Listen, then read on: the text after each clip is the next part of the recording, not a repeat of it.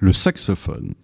Le saxophone fait partie de la famille des vents, des instruments où on souffle dedans. Contrairement à ce qu'on pourrait croire, il ne fait pas partie des cuivres comme la trompette, mais des bois tels que la clarinette ou la flûte, même s'il est en métal. Il a été inventé en 1866 par un monsieur qui s'appelait Adolphe Sax, d'où le nom de saxophone. Ce monsieur était belge, mais le brevet est français. L'utilisation était à l'origine destinée pour la musique classique. On peut l'entendre dans des compositions de Berlioz, Debussy, Bizet, Rossini. L'instrument n'est pas encore très juste. Il est difficile à placer dans un orchestre. Il sera plus largement utilisé dans les fanfares. C'est alors que les Américains venus aider les Français sur le front de 14-18 découvrent le sax et l'importent à la Nouvelle-Orléans. Cet instrument a une sonorité très intéressante pour le jazz naissant dans ce pays. C'est pourquoi le sax est souvent associé au jazz et aux musiques modernes d'ailleurs. Le saxophone se décompose en 3 parties. Le corps en métal avec ses clés, son pavillon. Le bocal, la partie supérieure de l'instrument. Le bec. De là vient le son.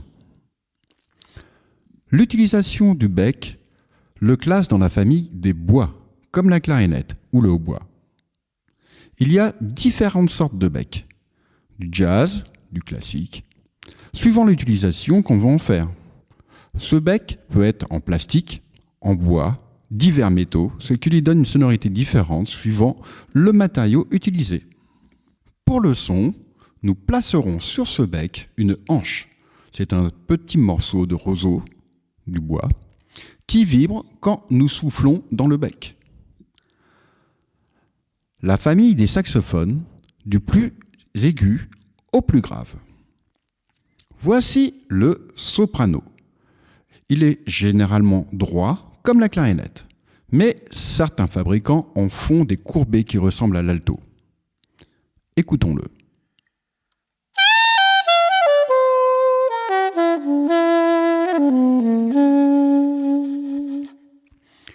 Dans les plus utilisés, nous avons l'alto, plus grave que le soprano.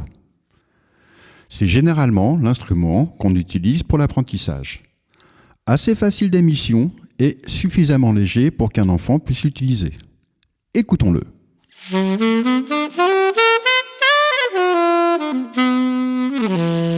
Encore plus grave, et très largement utilisé aussi, le ténor, reconnaissable à son bocal courbé comme un cygne. Écoutons-le.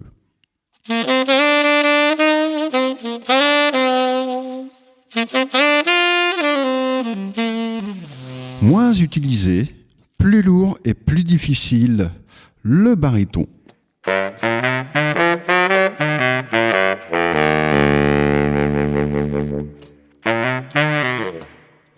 Il y a d'autres instruments dans cette famille, mais ils sont plus rares, comme très aigu le sopranino, ou très grave le basse ou le contrebasse.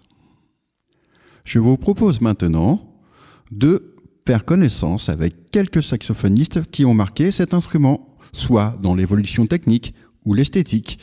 Voilà, nous avons Monsieur Sidney Bechet. On l'écoute.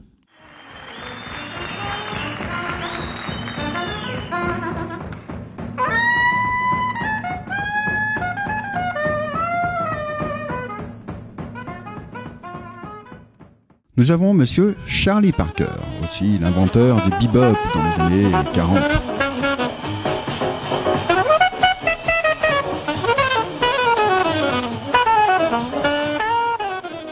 Plus proche de nous, dans les années 60, John Coltrane. Il a largement contribué à l'évolution du jazz et aussi à la technique du saxophone.